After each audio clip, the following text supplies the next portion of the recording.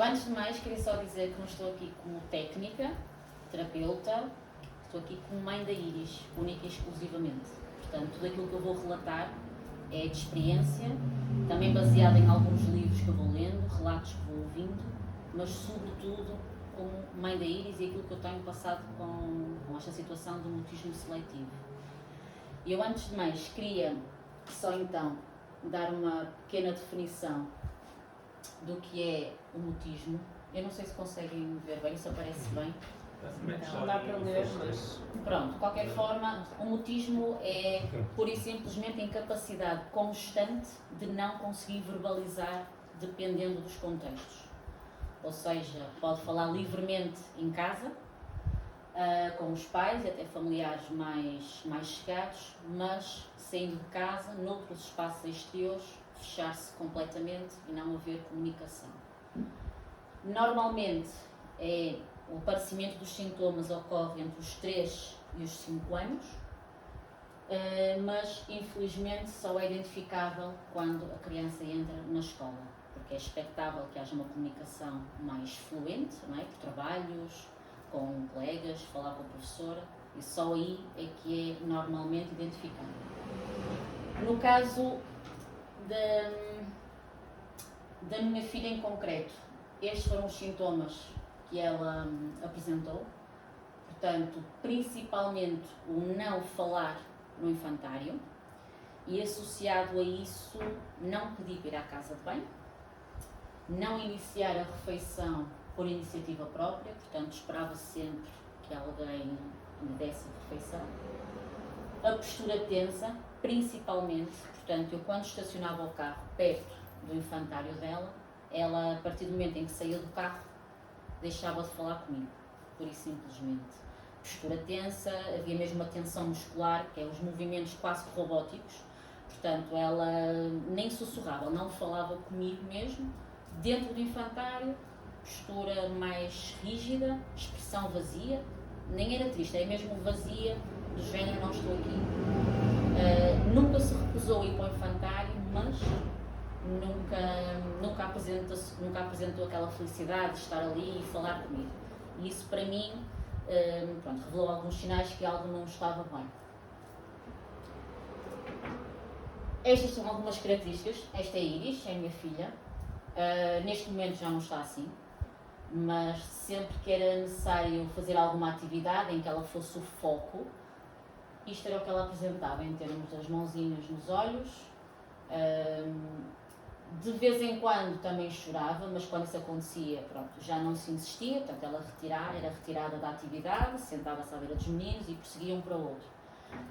Quando eu digo que lhe faziam ela estar nesta atividade, não era insistir, queriam que ela fosse parte integrante da atividade que estava a decorrer. Tenho aqui também outras fotos.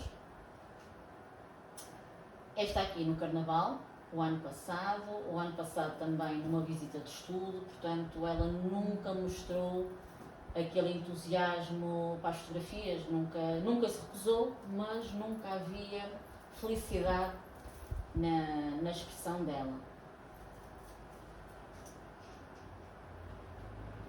Em relação ao mutismo, neste momento há, de forma não oficial, mas já há vários graus de mutismo, mas oficialmente, para já, ainda temos o high profile, que é o grau mais elevado, e o low profile, que é o grau mais baixo.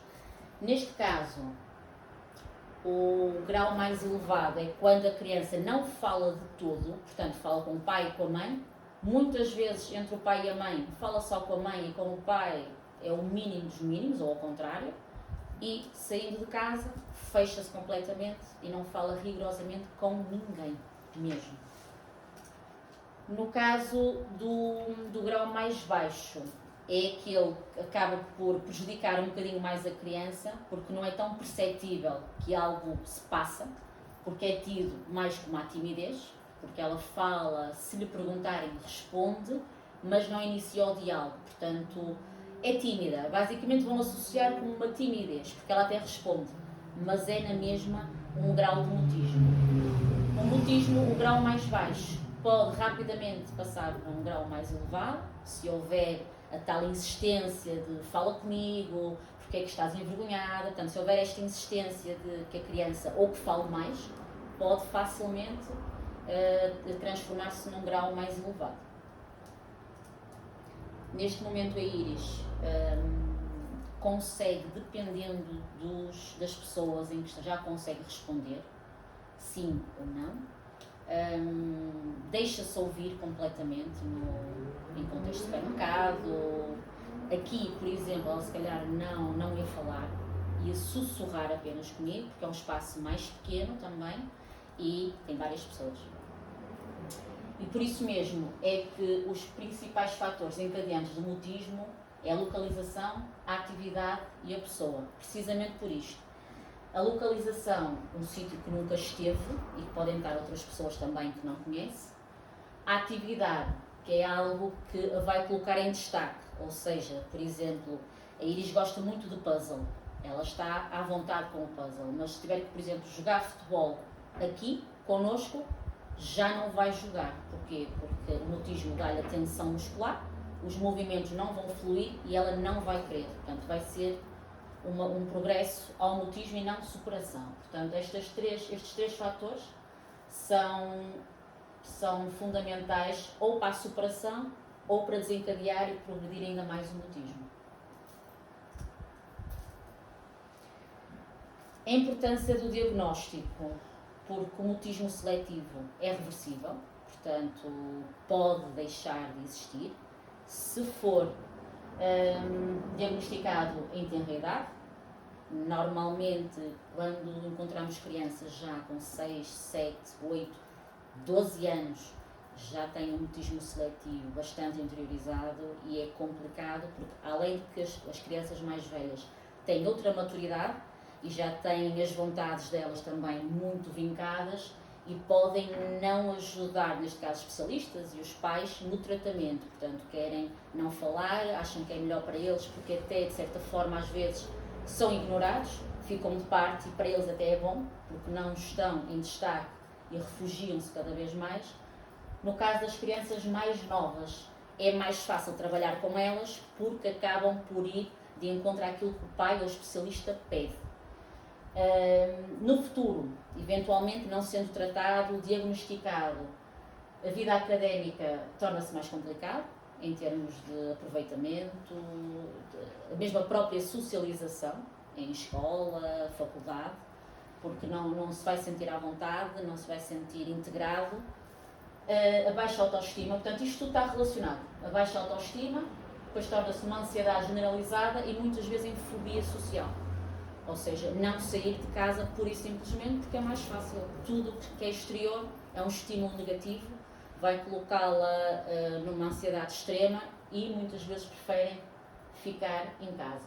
Por isso é que é muito importante em tenra idade, e eu foco mesmo nisto, é muito importante os pais estarem atentos, não desvalorizar os sintomas, não é só timidez. A timidez necessita de um pré-aquecimento para interagir com as pessoas. O mutismo, não. Não há aquecimento no mutismo. O mutismo é assim. A criança pode estar 3, 4, 5 horas. Se calhar até essas 5 horas vai haver um progresso no mutismo porque está ali com algo que é desagradável para ela e que não passa. Portanto, timidez é uma coisa, mutismo é outra. Por isso é que é muito importante mesmo dar valor e procurar ajuda. Neste caso, quem pode fazer o diagnóstico? Os psicólogos, os psiquiatras e os pedopsiquiatras. Claro que, havendo um feedback de educadores e professores, não é um diagnóstico, mas é já ali uma pequena triagem. Olha, ele tem este sintoma, tem este, eu sei que às vezes pode ter a ver com o mutismo, procura ajuda, veja, porque ele tem esta característica, não quer ir à casa de banho, não almoça, recusa-se a estar com os colegas. Portanto, se houver esta abordagem, para um pai é mais fácil e depois é encaminhado então para o especialista adequado. Neste caso é o pedopsiquiatra. No caso da Iris, ela em 2021, quando foi para o infantário, foi quando então eu percebi que algo estava mal, porque não almoçava sempre, mas não por iniciativa. A casa de banho não usava, portanto ela vinha sempre com uma muda de roupa, vestida, portanto o infantário pede uma muda de roupa e ela vinha com ela vestida. E as expressões que elas usavam era que choveu, portanto, mas normalizando, portanto, fez um xixi, normalizou, ok, acontece. Mas acontece porque houve um descuido, não pediu a tempo, não, ela não pede. Nós notamos que ela está ali um bocadinho à rasca, mas ela não pede. Portanto, mudamos a roupa, ok, pronto, uma vez, 2 vezes, 3 vezes, algo está mal, não é? Portanto, nessa fase foi quando eu fui para a internet procurar, antes mesmo de ir à pediatra, fui à internet procurar, e curioso é que nem na internet está nada relacionado com o mutismo assim à primeira vista. Sem existir o termo, não há nada que relacione uma timidez excessiva, portanto, é só a criança não fala, é tímida, tem muita timidez, o que acontece se for tímida, como evitar que seja tímida. Portanto, e só a 10ª pesquisa, mais ou menos, é que eu cheguei ao mutismo seletivo. Depois de chegar ao mutismo, é que começamos a ver então o que é que está por detrás disto tudo. E a lista de sintomas era precisamente isso. O contacto visual, não há contacto visual, muitas vezes não pede ir à casa de banho, porque o mutismo não afeta só a comunicação, afeta várias fases da rotina do dia da criança, o almoço, ir à casa de banho, a interação com as pessoas, com adultos, crianças, e tudo isto levou-me, ok, vamos procurar então ajuda. E pronto, já fui com esta informação para a pediatra, realmente percebi que ela não estava muito à vontade com o termo, lá está, não por ser pediatra, mas ainda assim podia às vezes ter mais conhecimento, não desvalorizou, mas não estava muito confortável, não estava à vontade, não conhecia muito do tema e encaminhou-me então para a CRIAD, que é em Vila Nova de Gaia, para tentar perceber se havia ali alguma situação que deve ser analisada, que era o melhor local. Fomos lá, realmente a psicóloga de lá achou interessante eu ter percebido isto aos 3 anos, porque, como eu digo, e que toda a gente desvaloriza normalmente estes sintomas, que é tímida, isto vai passar, eu era assim, mas disse-me, depois de eu lhe dizer aquilo que se passava no país, todo o percurso, ela disse-me, ok, realmente ela faz parte, tem uma lista de sintomas que realmente tem tudo a ver com o mutismo, mas não sou a pessoa mais indicada para avaliar, vamos a uma pedopsiquiatra, e foi isso que eu fiz. A pedopsiquiatra, supostamente, já trabalhava há muito tempo com meninos com mutismo, isto tudo na altura da pandemia, portanto em 2022, ainda em janeiro, fomos lá, falei tudo com ela, erradamente levei a Iris, porque normalmente numa situação destas é o psicólogo ou o pedopsiquiatra com o pai e não leva a criança, até para poder explorar melhor o assunto, falar à vontade. Levei a Iris comigo, estivemos a falar, a Iris não abriu a boca, como é natural, mas ela disse-me, ok, está tudo bem, eu não acredito que haja nada aqui, ela ainda é muito novinha, isto vai passar, mãe, acredite. De qualquer forma, aos 4 anos e meio, portanto agora em abril deste ano, em 2023, se achar que não há um progresso, marcamos novamente consulta. E eu fiquei um bocadinho descansada, não é? Porque é uma especialista a dizer-me que está tudo ok e que vai passar. Fiquei e não fiquei, não é? Quer dizer, ok, pronto, então vamos deixar na mesma passar o tempo que ela disse, mas vou trabalhar com ela na mesma, eu, mãe, com aquilo que eu sei, a lógica que para mim das coisas que ia fazendo, para mim tem sentido, e fomos trabalhando. No caso até de uma das estratégias, que eu já vou falar sobre isso, mas que agora vem no contexto, foi precisamente no infantário. No infantário eu fiz por passos, ou seja, eu entrava no infantário, ela não falava, quando a ia buscar, imediatamente ao sair da parte interior das salas, eu ficava lá um bocadinho com ela, para ela se libertar um bocadinho, e ela ainda assim não falava, ok, então aqui ainda não é suficiente, vamos um bocadinho mais longe, dentro da instituição, mas um bocadinho mais longe. E ela começou a falar, e depois progressivamente fui aumentando, ou melhor, reduzindo a distância ao local onde ela entrega aos pais, e ela neste momento posso dizer que sai do corredor onde a funcionária atrás e começa logo a falar comigo. Portanto, neste momento ela fala comigo dentro do infantário, mesmo à frente de outras pessoas, num tom de voz normal, mas lá está, é este trabalho assim, passo a passo, primeiro nesta distância, depois daquela, depois assim, pronto, e trabalhando assim com ela.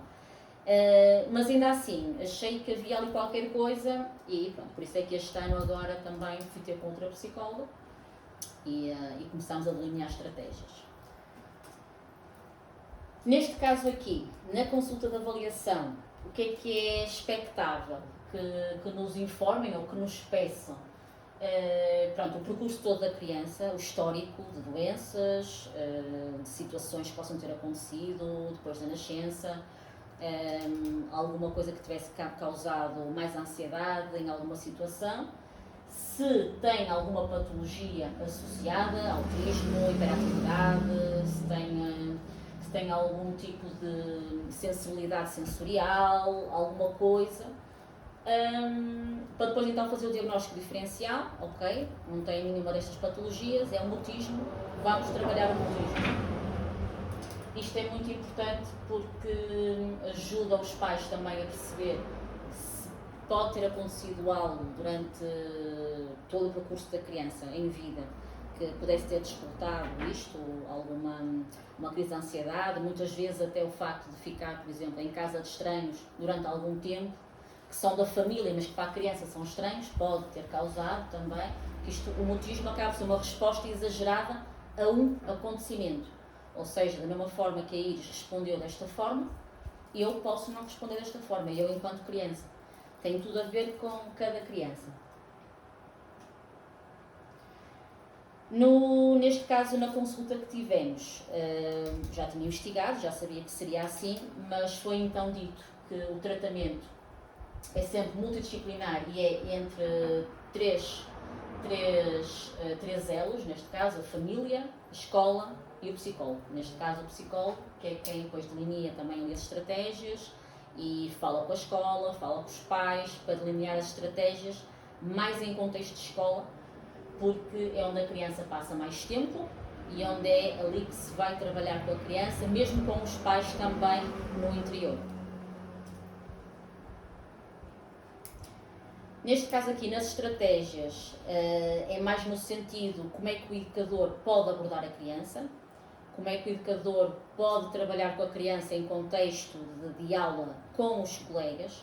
Por exemplo, a Iris no início não falava com os colegas também, portanto não falava com os educadores nem com os colegas. Neste momento já fala, portanto foi pouco tempo, passado 2, 3 meses, com os colegas já estava super à vontade, mas com os educadores não fala. Se por acaso fosse uma criança que nem com os colegas falasse, aquilo que era expectável era, por exemplo, o educador, tendo essas ferramentas e tendo esse conhecimento, por exemplo, fazer uma rotação de mesas, em que a criança era incluída numa mesa hoje, fazia um trabalho com aqueles colegas, amanhã com os outros colegas, e assim sucessivamente, até ela se sentir à vontade com os colegas.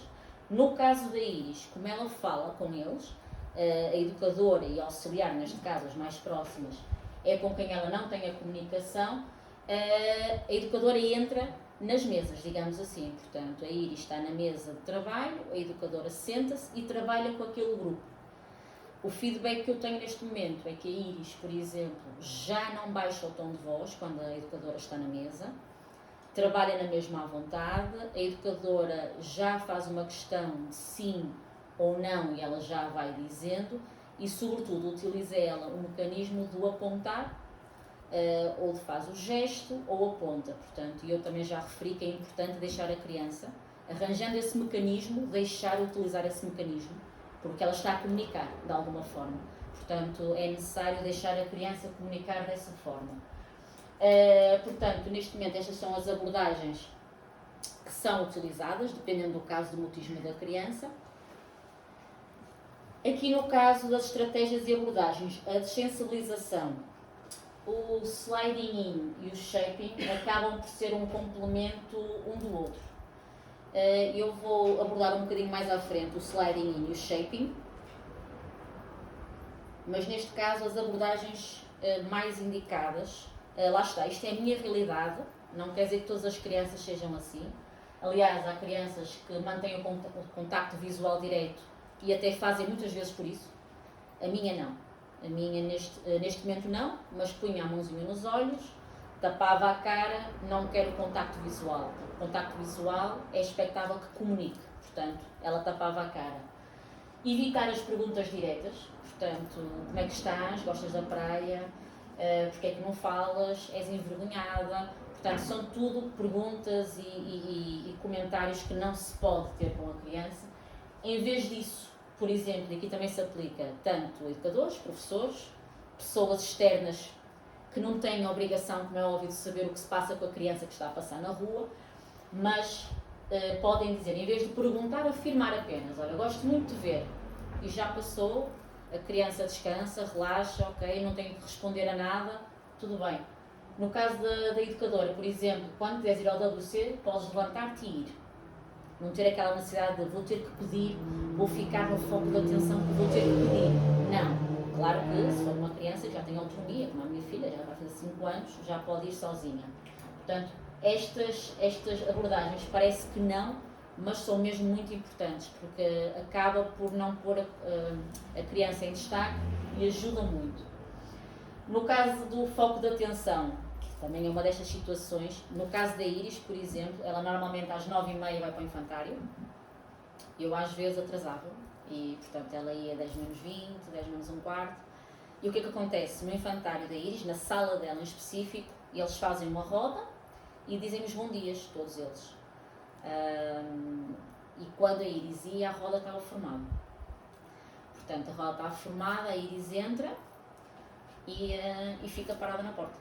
Portanto, alguém que me venha buscar porque eu não vou sair daqui. Portanto, na lógica de mãe, o que é que eu pensei? Ok, vou ter que ir mais cedo. Porque ao ir mais cedo, portanto, os meninos, a maior parte ainda não chegou, a roda não está formada, ela não vai ser o foco, vou fazer isto. Mas isto sem aprofundar muito conhecimento. Isto é uma lógica, para mim tem lógica. Vou mais cedo, não tem muita gente, ela entra e passa despercebida. Neste momento ela entra, tranquila, pousa a mochila. Já me arrisco a ir um bocadinho mais tarde para ver a reação dela, mas tenho o feedback da educadora que ela entra, pousa a mochila e senta-se no lugar dela, na roda. Portanto, também já ultrapassou este obstáculo, mas é muito importante estes pequenos detalhes, pais, educadores, de fazer isto, ok, porque não muda muito, nem muda a atividade do dia, não vai demorar muito tempo, é só um pequeno detalhe, ok, vamos fazer assim, desta forma. Jogos, por exemplo, em que não coloquem destaque, em vez de fazer só ela, vamos fazer os pares. E depois dos pares, se calhar passar para individual. Pronto, trabalhar um bocadinho assim, para evitar que ela fique no foco. Claro que em fase posterior, que é a fase em que a Iris vai entrar agora, em que em setembro vamos trabalhar com ela, vêm as perguntas de resposta forçada. Isto parece um bocadinho cruel, mas não é. Ou seja, queres uma caneta de cor azul ou verde? Ponto. E ela não tem que pensar muito o que é que eu vou dizer, de que forma. Ok, ou é verde ou é azul, ou é branco ou é vermelho, portanto, ok. Mesmo que não responda naquele momento, não há problema nenhum, passa para o menino seguinte, ela vai ficar com a pergunta na cabeça, ok, eu vou ter que responder. A minha educadora está-me a dar tempo para eu, não será este raciocínio que ela tem, mas do género. Quando ela chegar até mim, eu já sei, é o verde. E respondeu, relaxou, já foi. Portanto, dar estas possibilidades. Aqui já vai ser expectável que ela verbalize, porque já temos feito outro trabalho em que ela aponta, faz o gesto, pronto. Aqui vai ser expectável que ela responda, mas de forma gradual, que é para então iniciar a verbalização. A dessensibilização, portanto, o sliding in e o shaping e tudo mais pertence à dessensibilização, só que são estratégias diferentes. Eu coloquei aqui a Iris no parque porque ela nunca gostou de parques, sempre teve algum receio em estar no parque porque tinha lá crianças, iam falar com ela, os pais das crianças que também iam falar com ela, portanto ela nunca gostou de parques. Mas nós nunca deixamos de ir ao sítio do parque. Não ia para dentro do parque, mas andava à volta. Este ano, foi a primeira vez, estava precisamente com a minha mãe a passear na praia e disse, vou experimentar, vamos àquele parque, num parque extenso, dava para estar um bocadinho mais afastada da multidão e ao mesmo tempo ver a reação dela. Ela não queria, não quero mãe, não quero ir ao parque. Ok, Iris, vamos descansar um bocadinho aqui no banco.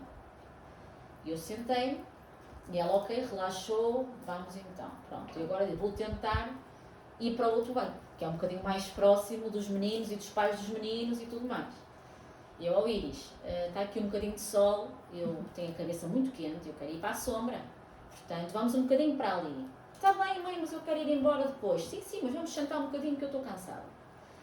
E fomos para outro sítio e eu fiz aquilo que costumo fazer com ela, que é a psicologia invertida, que era dizer-lhe, Iris, eu gostava muito de ir para o escorrega, mas eu não sei andar no escorrega. Eu não sei, nunca ninguém me ensinou. Eu tenho vergonha de ir para o escorrega. Até lhe disse assim, eu tenho vergonha de ir para o escorrega, tens que me ajudar. E ela, muito despachada como é, mãe, tu não sabes andar no escorrega? E eu, não, Iris, então tem que ser eu, não é, mãe? Mas assim, tal e qual, tem que ser eu. Pois é, Iris, e agora? Está bem, mas só uma vez. Eu, está bem, Iris, pronto, vai lá então, mostra-me que eu não sei. E ela vai para o escorrega, por acaso nesse ainda não tinha muitas crianças, ainda estávamos no banco antes da multidão, um bocadinho antes. Ela vai, já sabes, mãe, agora como é que se escorrega? E eu ainda não sei, eu acho que se alguém me vê a fazer isto, eu não sei, já viste? Está bem, mãe, está bem, pronto. E vai outra vez. E diz-me isto, literalmente, a minha mãe é testemunha, estava lá, mãe, eu agora já estou habituada, não quero ir embora. E ficou, sempre. Iris, vamos lanchar ao menos. Está bem, mas vamos ao parque. Ok, fomos lanchar, tal e qual. Viemos para o parque. Desta vez já fomos para o meio das crianças, para o meio dos adultos. E eu sempre lhe disse, Iris, o teu foco, faz o que estás a fazer. Vê o que estás a fazer, não olhes à volta. Porquê? Porque uma criança com autismo também tem sempre estado alerta. Está sempre a ver se alguém está a ver, se alguém está a ouvir. Está sempre. E ela estava um bocadinho assim. Só que a Iris tem uma coisa, por isso é que eu digo que mesmo que timidez não é mutismo, por todos os motivos e precisamente por causa da Iris. A Iris é aquela criança que, não gostando de estar no foco da atenção, gosta de chamar a atenção. Portanto, é aquilo contraditório. É. Porque ela gosta de mostrar que sabe fazer as coisas. Mas, por outro lado, não quer mostrar. Portanto, ali uma contra-força interior. Por isso é que é muito complicado, mas ela nesta fase já está a andar bem nos escorregas, gosta de fazer as acrobacias dela, espargatas, tudo e mais alguma coisa, e por isso é que todos os dias vamos ao parque, precisamente para ela estar sempre ali. E depois porquê? Porque, como eu disse, nos fatores encadeantes, as atividades, o local e a pessoa, é um sítio que ela já conhece, uma atividade que ela já faz muito bem, até às vezes até é traquina demais. Só falta a comunicação. Portanto, aquilo que eu disse, e até disse na entrevista com a Júlia, foi: eu quando vou a um parque, eu tenho um objetivo, não é só lazer, é ver onde é que eu posso pôr ali alguém a falar com ela. Porque eu sei que isso vai acontecer. E aqui, umas fotos, precisamente, a fazer o pino, em cima do avião, sempre muito contente. O baloiço, uma coisa que ela também não gostava mesmo do baloiço, mas já anda muito bem, já faz os movimentos todos, está super à vontade. Aqui o sliding in, basicamente, lá está, uma forma de sensibilização mesmo, porque é a exposição gradual de algo ou alguém à criança, mas mais efetuada em escola. Claro que não havendo a possibilidade de alguém ir para lá, faz-se em casa, mas o objetivo é na escola. Porquê? Como eu já disse, é um tempo onde ela passa, é o local onde ela passa mais tempo, e depois o que nós queremos é que dentro da escola haja alguém que depois faça a ponte às outras pessoas.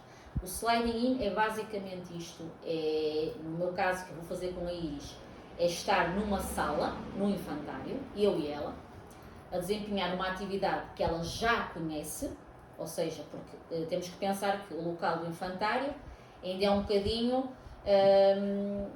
não tem conotação negativa, mas causa-lhe ansiedade. Portanto, pelo menos vou levar uma atividade que ela já domina. Levo um puzzle, levo uma boneca para pentear. Portanto, eu estou nesse espaço com ela e, neste caso, vamos escolher auxiliar, que é uma pessoa espetacular, que é a Carolina. Vamos escolher pela carga, pelo horário, senão seria a educadora, para ser o nosso intermediário com as outras pessoas em infantário. Portanto, basicamente, vamos estar numa sala, estamos numa mesa, a auxiliar, ou a educadora, mas neste caso a auxiliar, vai estar do outro lado da porta, com a porta fechada, e aquilo que eu vou transmitir à Iris é isso mesmo. A Carolina está do outro lado da porta, para ver como é que ela reage. Ok, tranquilo, aceito, ver a postura dela, se mudou, se está ansiosa, se não está, se mudou o tom de voz. Ok, não mudou, está tranquila. Numa próxima sessão, a porta aberta e na mesma a Carolina do outro lado. A Carolina está daquele lado, mas a porta está aberta, Iris. Sentes-te bem? Estás confortável? Ok, vamos ver. Entretanto, a Carolina entra em sala. Portanto, num cantinho, sentada, portanto, já está presente no espaço da Iris. E aí, vamos ver como é que ela se sente. Se está bem, se não está. Próximo passo, junta-se a nós na mesa. E vemos a reação dela. O shaping é precisamente quando o sliding in, que é o acompanhar, neste caso a criança, até à presença da pessoa que nós queremos, está concluído, vamos ao shaping. O shaping, isto muito resumidamente, claro que há aqui mais pormenores técnicos, como eu disse, eu estou como mãe, não como técnica, mas o shaping acaba por ser o início à verbalização por fases com a pessoa que nós escolhemos, para fazer o intermediário entre a Iris, neste caso, e o resto dos funcionários, dos colegas, se for o caso, e tudo mais. O shaping é a iniciação por sons. Ok, jogos, imitar sons de animais, por exemplo. Em vez de colocar logo a criança em ansiedade do género, agora tens que falar sobre o teu dia, não, vamos começar por sons. Vamos imitar um macaco. E começa a Carolina, começa a mãe, que eu também estou presente, e a Iris. Vamos fazer o abecedário, vamos dizer, ela diz o A, eu digo o B, a Iris terá que dizer o C, e assim sucessivamente, até começarmos a formar pequenas frases em que vão então iniciar o diálogo. Vendo isto, claro que isto depois, cada criança é uma criança, e no caso dela pode demorar mais tempo, pode demorar menos tempo, tudo muito faseado, para depois então a mãe, eu saio de cena, se for o caso, não é? Até vemos até quando é que isto vai ficar bem solidificado na Iris, e eu saio e a Carolina fará o intermediário com os textos dos funcionários. Portanto, irá dizer o tipo de abordagem a ter. Isto porquê? Porque eu não posso fazer parte da vida académica dela para sempre. Por isso é que temos que delinear um bocadinho esta função a quem está no infantário, até para ajudar a quem não conhece o mutismo e como abordar.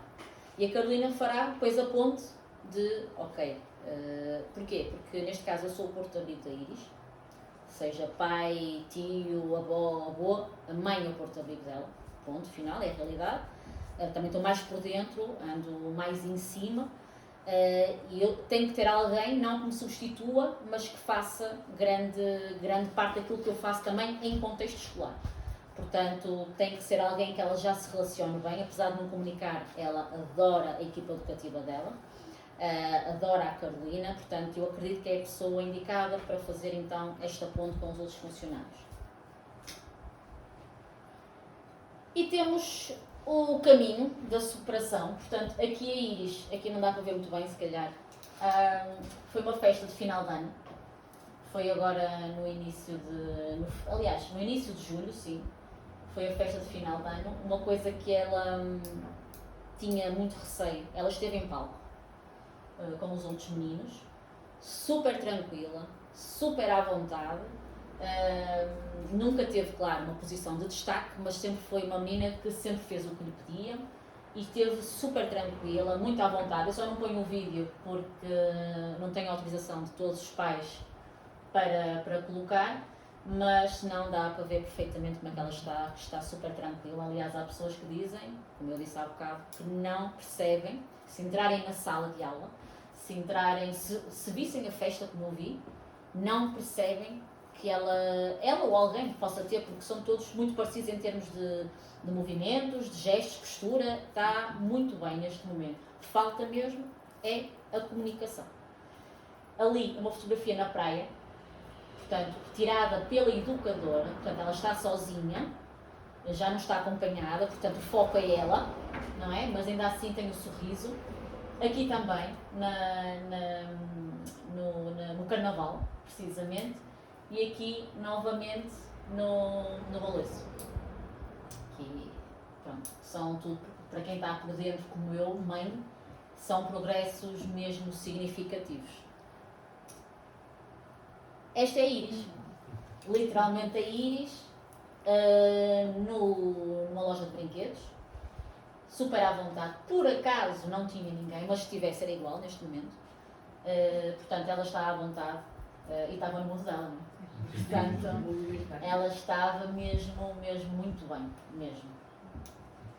Eu aqui tenho só bibliografia de estudo, aquilo que eu tenho visto desde que comecei a investigar mais a fundo. Este livro foi o primeiro que eu li. Isto é um livro, é um relato de um pai, Brasil, o Sr. Artur, que relatou precisamente o que é que fez, o que é que não fez, o que é que correu mal, o que é que correu bem. Foi onde eu vi inicialmente as primeiras estratégias, Sliding In e o Shaping, foi no livro deste senhor. Este livro aqui, muito importante, eu creio que é muito importante até para contexto de escola, que é este, que é O Gato Não Comeu a Minha Língua, também desse Sr. Artur.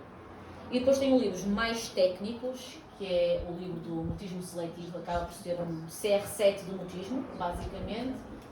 Documentos também da Associação de Mutismo Seletivo Americana, e também este pequeno livro que é o Helping Your Child with Selective Mutism, também, que é muito interessante e muito intuitivo mesmo para pais que nunca ouviram falar, é mesmo um step by step, é mesmo muito intuitivo e muito importante.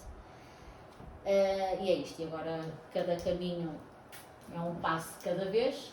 Eu tenho aqui também os sites importantes no mutismo, na minha opinião, lá está, na minha opinião, é o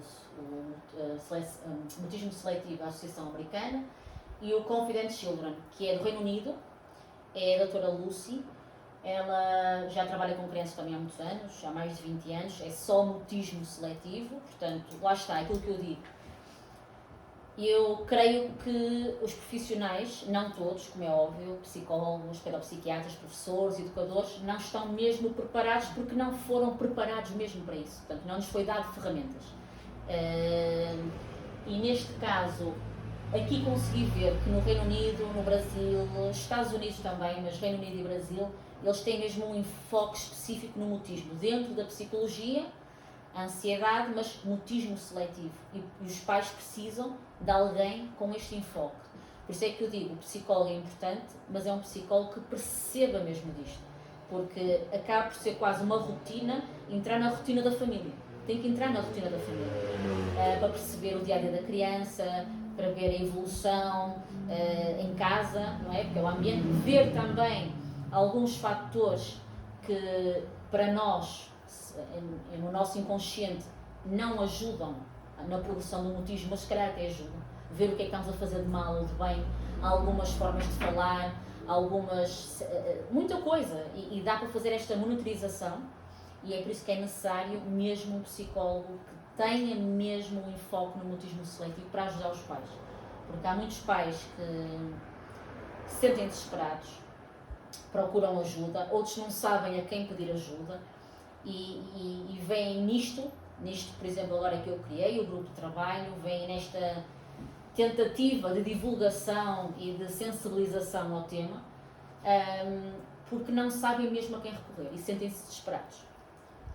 E neste caso, eu tenho entrevista à Júlia Pinheiro, tenho a página de Instagram, não sei se vai abrir, acho que sim.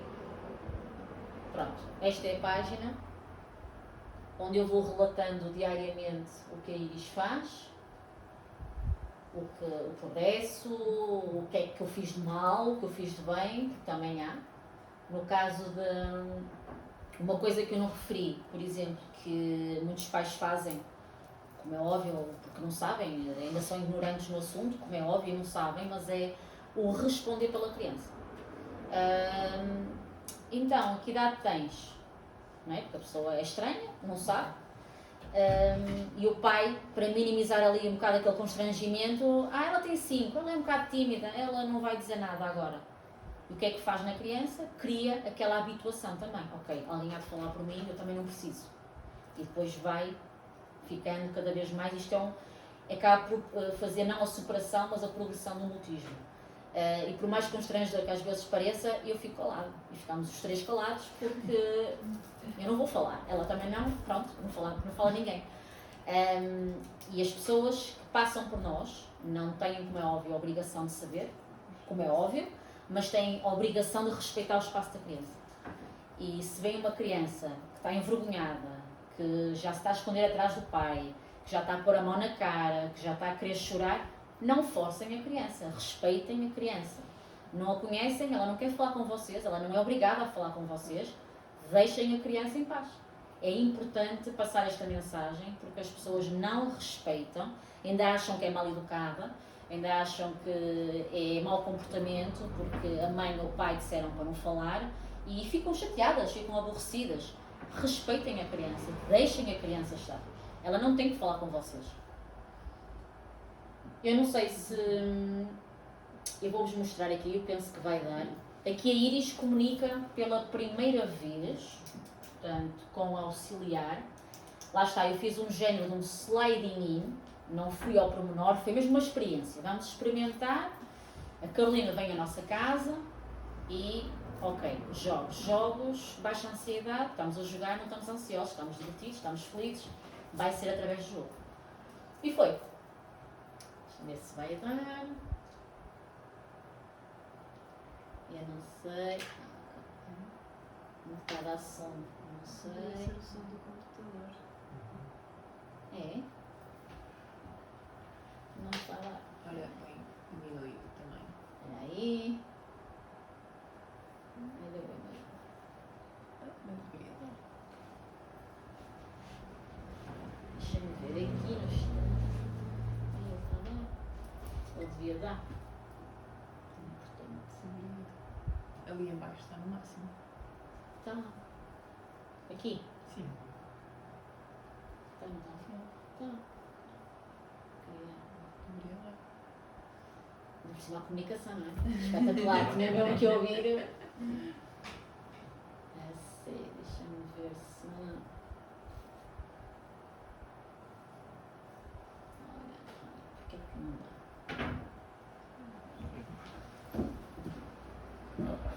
Consegues-me? Desculpa.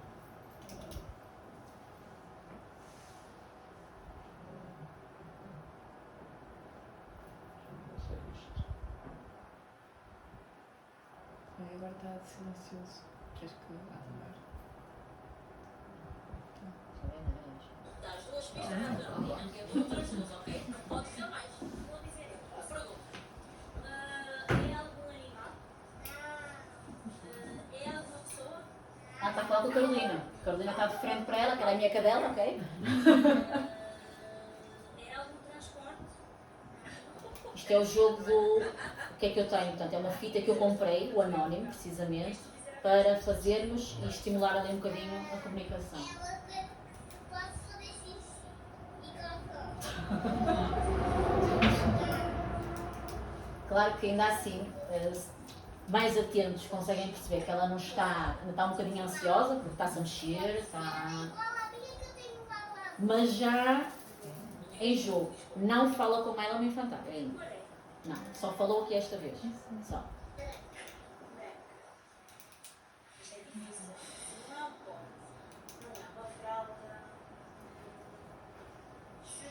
O pai estava do outro lado.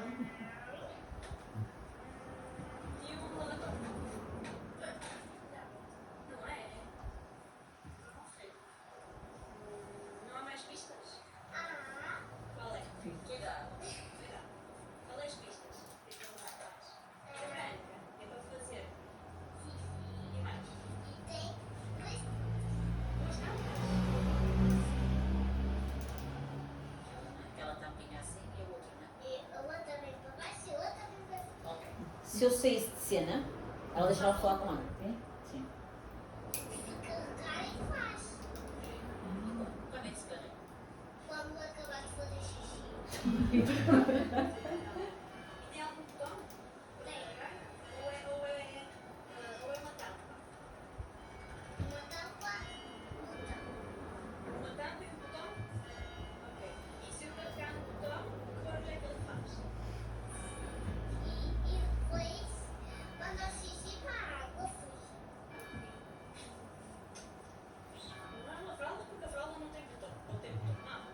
vou só agora desligar, eu vou só dizer uma coisa. Muitas coisas que acontecem também, ou melhor, que a criança tem tendência a fazer também, é responder para a mãe ou para o pai. Portanto, está-me a perguntar alguma coisa, eu respondo para ela, porque não estou, não quero. Ela fez isso durante algum tempo, mas depois já falava com ela. Mas isto em minha casa, portanto, ela ainda hoje não fala no infantário, com nenhuma educadora, nenhum auxiliar, não fala. Mas isto é um exemplo de que num ambiente confortável, num ambiente de baixa ansiedade, com jogos, principalmente com jogos, tem que ser com jogos, que ela se sinta à vontade, que já domine, podemos fazer sempre pronto, esta situação. Amanhã, por exemplo, vamos fazer com miúdos e graúdos, porque nós também acabamos por usar um bocadinho os colegas para chegar àquilo que nós queremos, aos pais, que são os adultos, né? Criar ali uma convivência, não é? Não digo diária, mas semanal, para se ir habituando de certa forma àquela presença, àquela pessoa, e através de jogos ela vai falando. E depois daí passamos para outros níveis. Portanto, mesmo na escola, a ideia será fazer o sliding in contexto daquela salinha pequena, como eu falei, mas também depois até aplicar ao recreio, porque dentro da escola há diferentes áreas. O recreio tem uma conotação de lazer, de descontração, portanto vamos para o recreio. Depois vamos para a salinha outra vez, para criar então aquela facilidade e então descarregar ali um bocadinho a ansiedade. Não é isto. Aqui. Pronto. E obrigada. Foi muito bom.